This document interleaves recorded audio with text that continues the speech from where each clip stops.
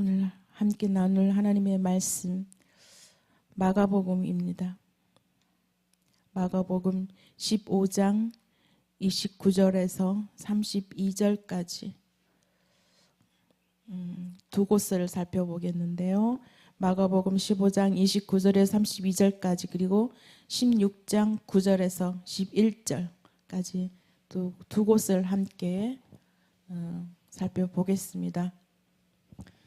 지나가는 자들은 자기 머리를 흔들며 예수를 모욕하여 가로되 아하 성전을 헐고 사흘에 짓는 자여 내가 너를 구원하여 십자가에서 내려오라 하고 그와 같이 대제사장들도 서기관들과 함께 희롱하며 서로 말하되 저가 남은 구원하였으되 자기는 구원할 수 없도다. 이스라엘 왕 그리스도가 지금 십자가에서 내려와 우리로 보고 믿게 할지어다 하며 함께 십자가에 못 박힌 자들도 예수를 욕하더라. 예수께서 안식 후 첫날 이른 아침에 살아나신 후 전에 7 귀신을 쫓아내어 주신 막달라 마리아에게 먼저 보이시니 마리아가 가서 예수와 함께하던 사람들의 슬퍼하며 울고 있는 중에 이 일을 고하매 그들은 예수의 살으셨다는 것과 마리아에게 보이셨다는 것을 듣고도 믿지 아니하니라. 아멘.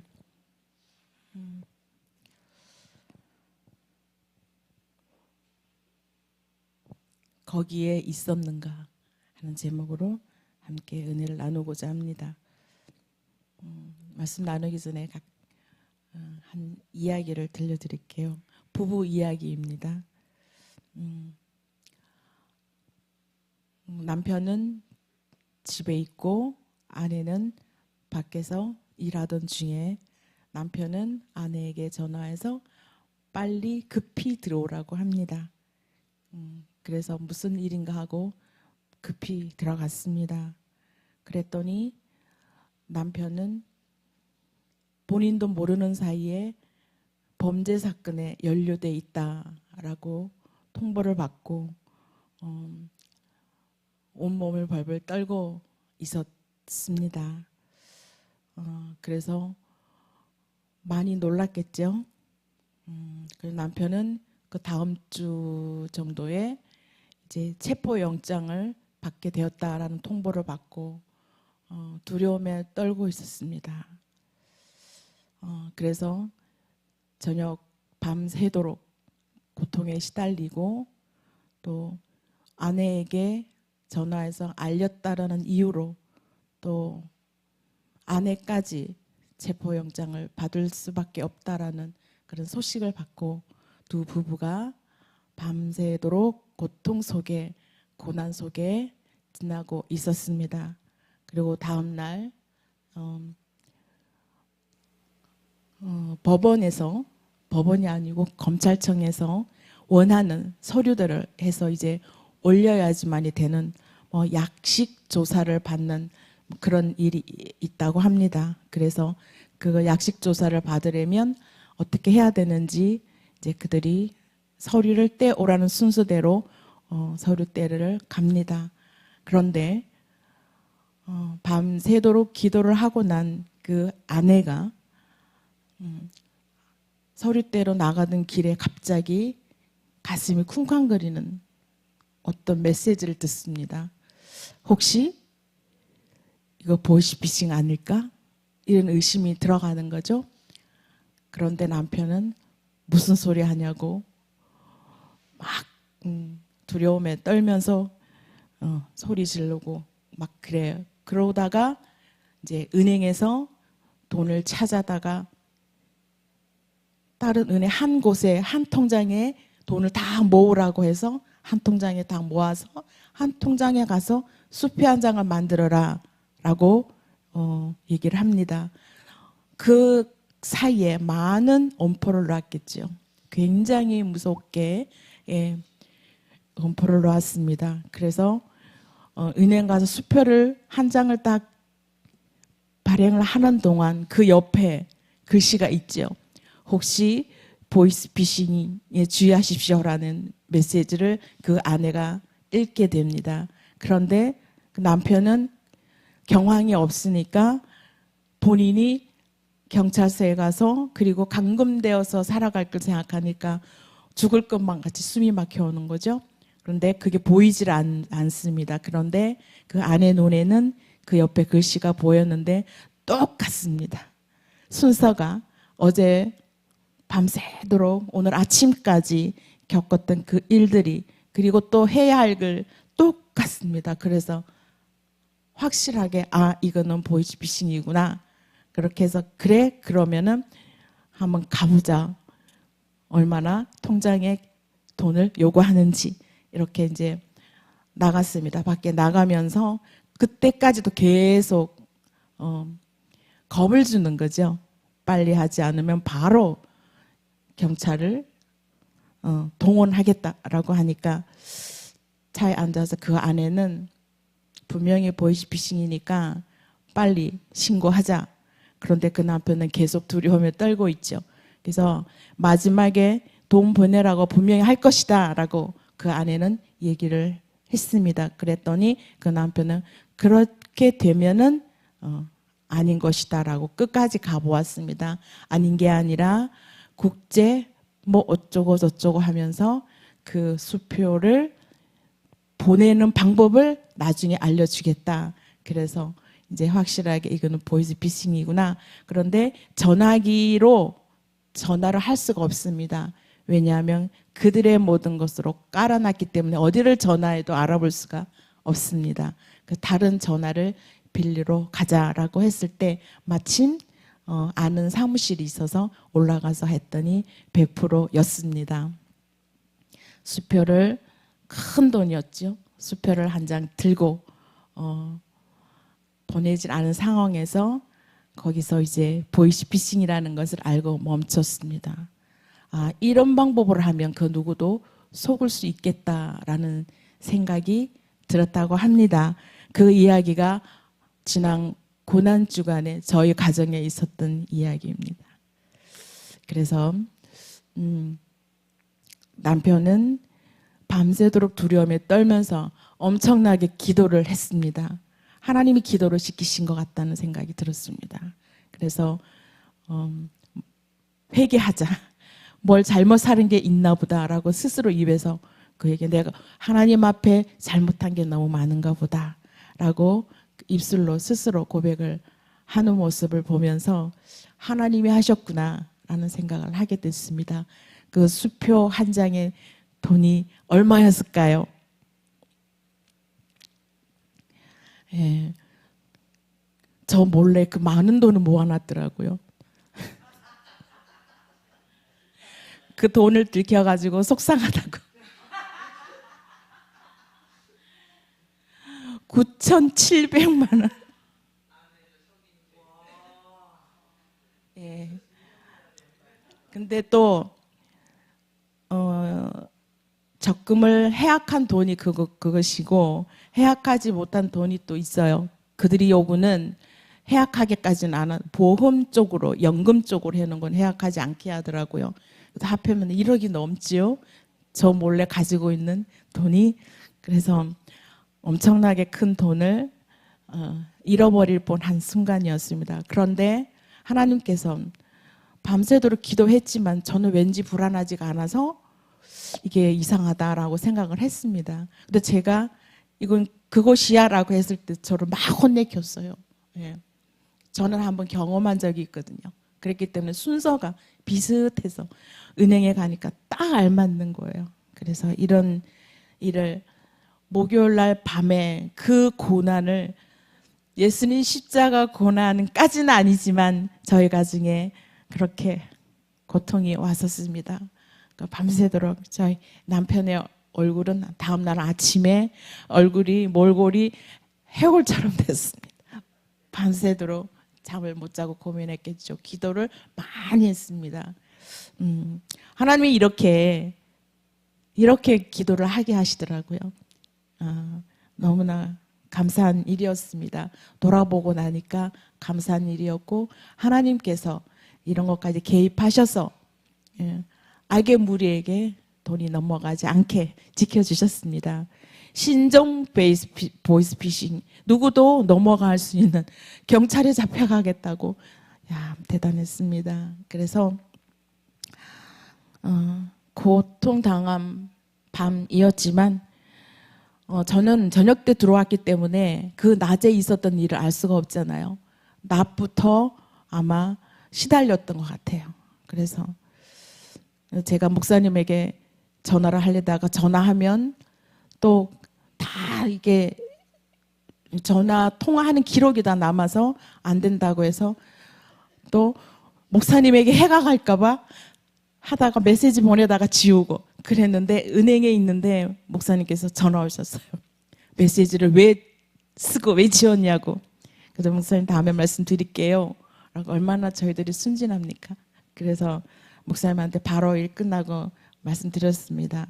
이러이러해서 썼습니다. 그러니 아무튼 그러한 일들이 지나갔고요. 고난의 순간에 아마 이 세임교회 가족 중에도 또 하나님의 고난의 그 순간을 겪게 하시는 그런 분들도 계셨으리라 믿습니다. 기도하는 순간에 절대로 사단 마귀는 우리를 그냥 놔두지 않죠. 꼭 한번 건드리고 그렇지만 우리가 영적으로 무장되어 있기 때문에 하나님께서 함께 하시기 때문에 절대로 넘어지거나 쓰러지지 않지요. 그런 일들이 있었습니다. 말씀하고 어긋나는 이야기를 제가 했습니다. 말씀으로 들어가서 제가 질문을 좀 드리겠습니다. 혹시 여러분은 예수 그리스도의 부활을 믿습니까? 네, 이 질문에요. 확실하게 믿는다고 대답하는 사람이 그리 많지 않다고 합니다. 우리들은 그런 걸 생각하지 않고 믿지요. 그런데 마음 깊숙이 믿지 않고 그냥 교회만 왔다 갔다 하는 사람이 너무나 많다는 사실을 알게 됐습니다. 여기 말씀에 거기에 너 있었는가? 예수 그리스도께서 골고다 산상에서 십자가 못 박혀 고통당하고 있을 때, 십자가 매달려 있을 때 거기에 있었던 사람은 누구였을까요? 거기에 있었던 사람은 예수님을 따라다니는 여인들이었습니다. 여인들이 십자가에서 돌아가실 그때까지 지켜보고 있었습니다. 예수님을 지키고 예수님은 또 부활하셔서 제일 먼저 마리아에게 나타나셨죠. 막달라 마리아에게 나타나셨습니다. 그 당시 여인들은 사람 취급도 안 받았죠.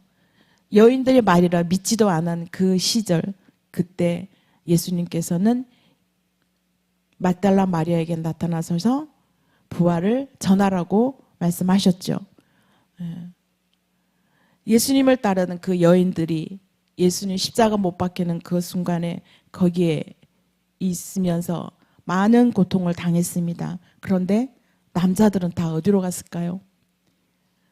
예수님 공생의 시간에 그 3년 긴 세월 동안 예수님 바로 옆에서 예수님 곁에서 예수님의 수많은 이야기를 들은 제자들마저도 그 자리에 없었습니다. 다 어디로 갔을까요? 예수님의 고난에 참여하지 못하고 전부 다 어디를 가버렸습니다. 도망갔습니다.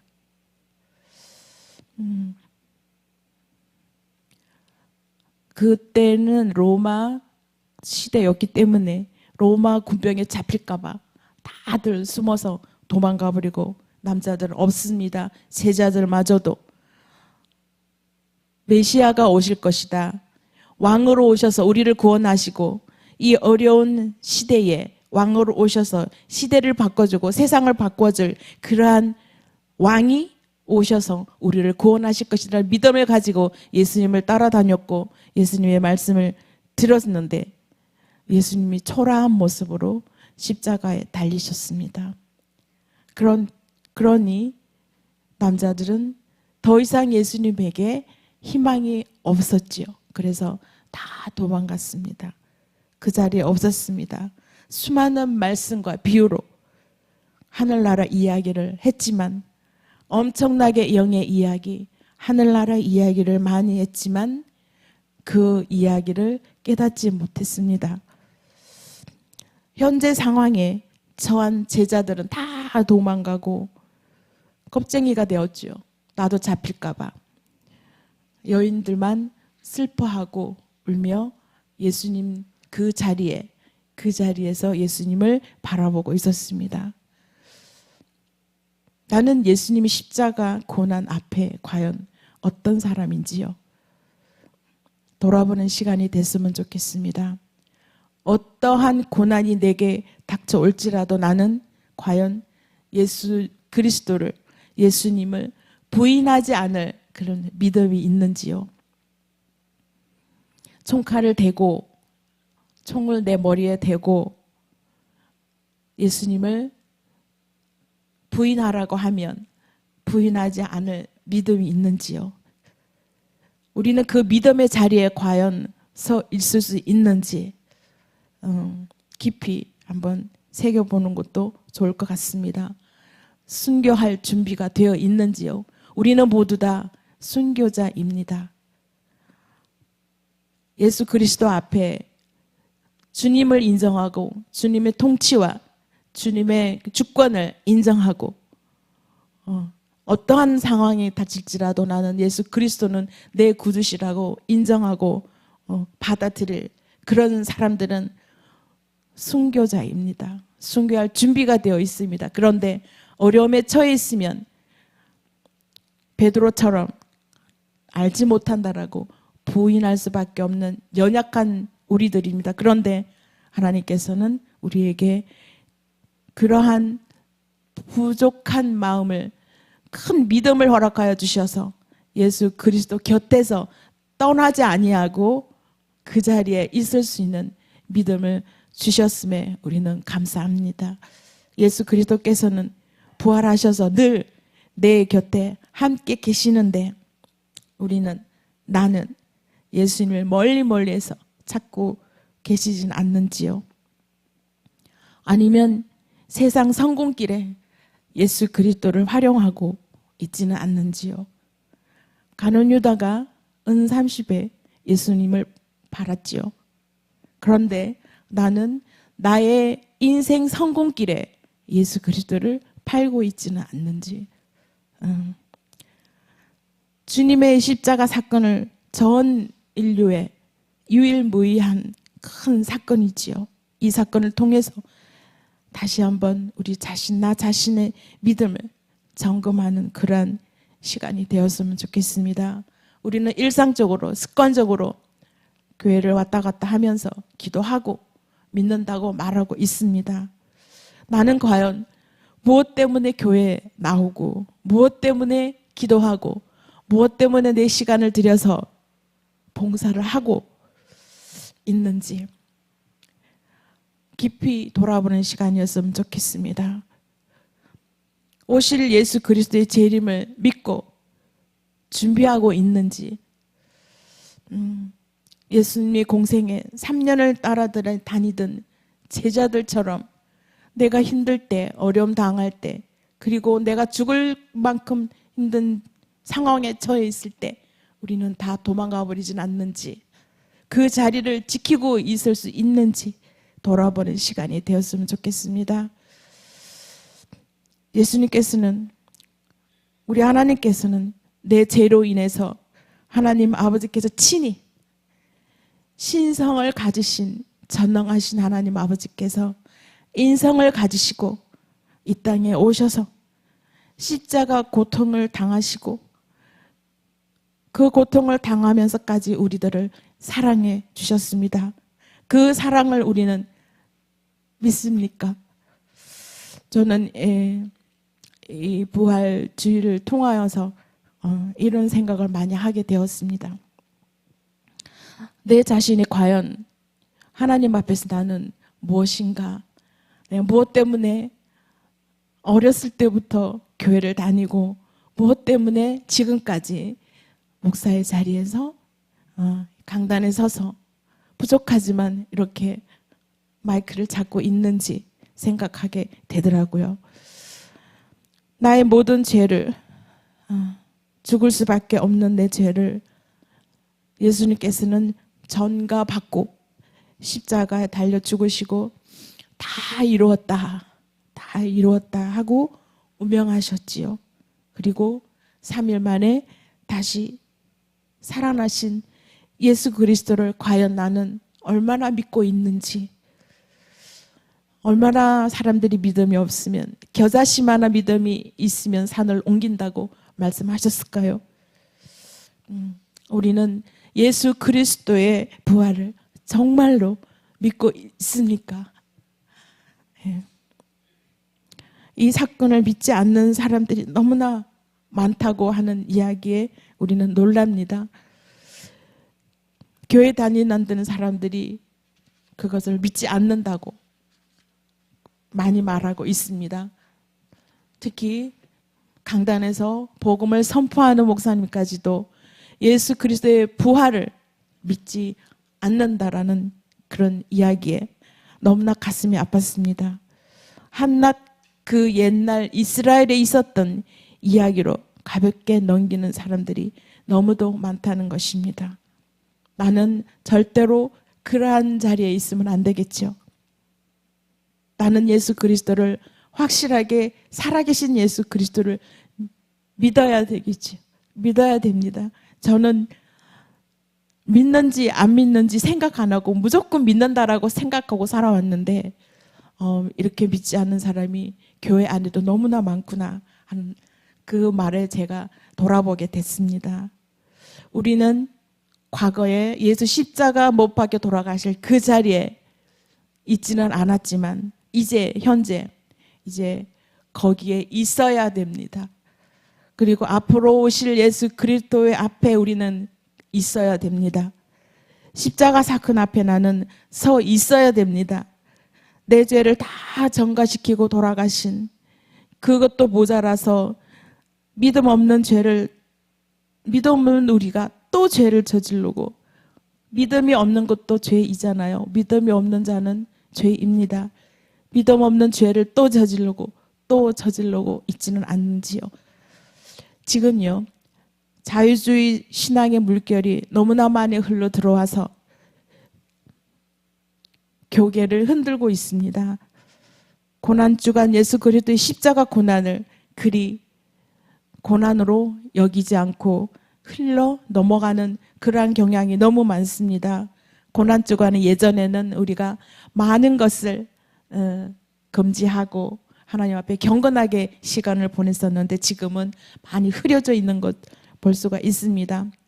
패션 오브 크라이스트 영화 아시잖아요. 이 영화를 보고 나면 예수 그리스도의 십자가 고난이 얼마나 큰 고난이었는지를 생생하게 볼 수가 있습니다. 쇠뭉치로 예수님을 때릴 때 그 쇠뭉치 속에 뾰족한 것이 있어서 때리면 살이 뜯어져 나오는 그러한 기구입니다. 로마의 그 기구가 그렇다고 합니다. 그래서 예수님은 살이 찢겨져 나와서 피가 줄줄줄 흐르도록 고통을 당하시면서 골고다 산상을 올라가셨습니다. 거기에 나오는 그 고통은 어마어마한 고통이라 우리가 눈을 뜨고 보기가 굉장히 힘든 상황이지만 그 고통보다 현장에는 그 시대는 더 큰 고통이었다고 합니다. 얼마나 큰 고통 가운데 있었는지 오죽하면 예수님께서 아버지가 하시는 일에 순종하는데 할 수만 있다면 이 자리를 피해달라고 간곡히 말씀드렸을까요? 그리고 십자가에서 얼마나 아팠으면 고통스러웠으면 엘리 엘리 라마 사박다니 이렇게 외쳤을까요? 하나님 아버지, 나의 아버지, 어찌하여 나를 버리시나이까? 이렇게 아버지를 원망시킨 쪽으로 부르기도 했지요. 그렇지만 아버지가 하시는 일이기에 친히 순종하셨습니다. 고통 속에 있기 때문에 이렇게 외쳤습니다.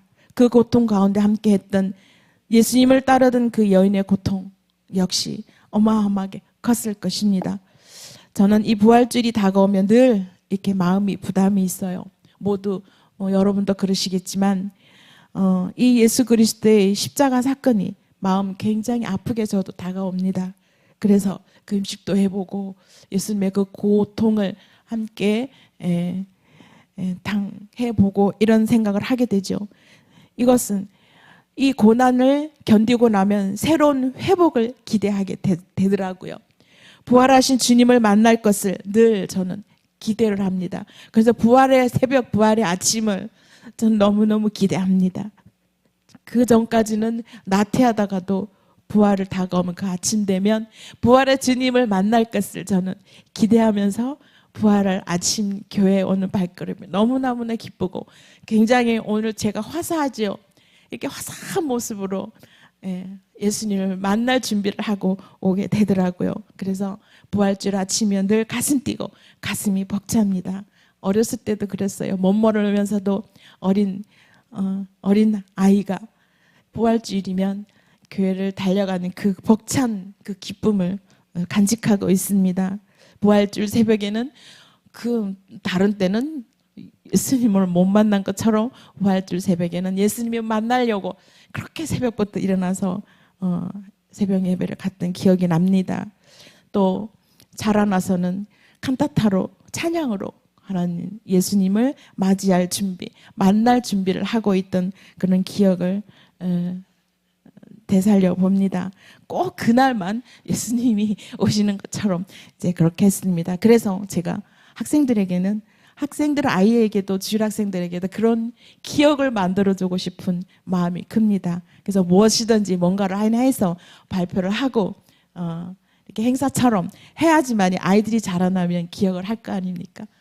찬양을 하지 싫으면 말씀이라도 외우지 못하면 읽기라도 하는 그런 행사들을 하고 싶어. 그래서 아이들이 성장했을 때 그것을 기억하게 해주고 싶은 마음이 컸습니다. 그래서 해피 이스터 이렇게 해주고 싶은 마음이 저에게는 많이 있었습니다. 그래서 어제도 그런 마음으로 우리 학생들과 함께 부활 주일을 맞았습니다.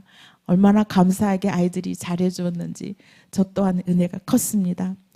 부활 주일에 만난 음식과 계란을 먹는 것도 좋지만 특별히 이렇게 행사를 통해서 부활의 소식을 남겨주는 것, 이것은 아이들의 믿음 성장에도 많은 도움이 될 것이라고 저는 믿기 때문에 그렇게 진행을 했습니다. 이제 우리는 초림 예수께서 십자가의 고난으로 죽으시고 부활 승천하셔서 보혜사 성령님을 보내주셔서 그 성령 하나님을 내 마음에 모시고 좌정하시어 다스리시는 예수 그리스도와 늘 함께 하시기를 원합니다. 그리고 또한 지금부터는 재림 예수를 기다리고 재림 예수를 만나는 그 벅찬 기대감 앞에 우리는 재림 예수 앞에 서 있는 그 재림 예수 앞에 서 있을 나를 한번 그려보는 시간이 되었으면 좋겠습니다.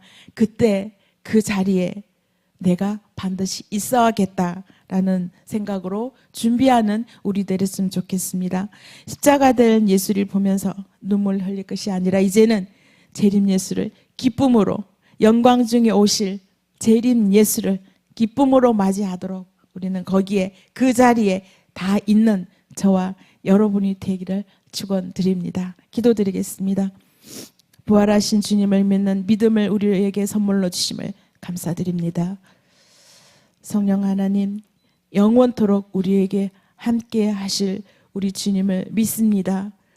믿음을 선물로 주시고 어떤 상황이 올지라도 우리는 예수 그리스도를 사랑하며 말씀을 사모하며 오실 예수님을 사모하며 믿음을 굳건히 지켜나갈 수 있는 저희들 되게 인도하여 주시옵소서. 그리하여 거기에 있어야 할 자리에 꼭 있는 저희들 다 되게 하나님께서 성령님께서 붙들어 주시고 인도하여 주시옵소서. 예수님 이름으로 기도드립니다.